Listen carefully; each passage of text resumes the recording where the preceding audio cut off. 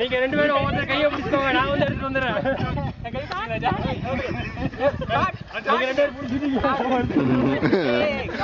அங்க அப்படியே இலைய போட்டானாங்க சாப்பாடு சாப்பிடுவோம்.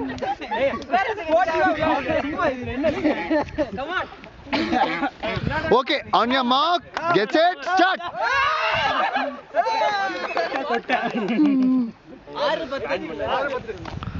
கால் தட்டனே இல்லையா? பாயிண்ட் அவங்க எடுத்துட்டாங்க. போன தடவை தான். ஆமா மணி.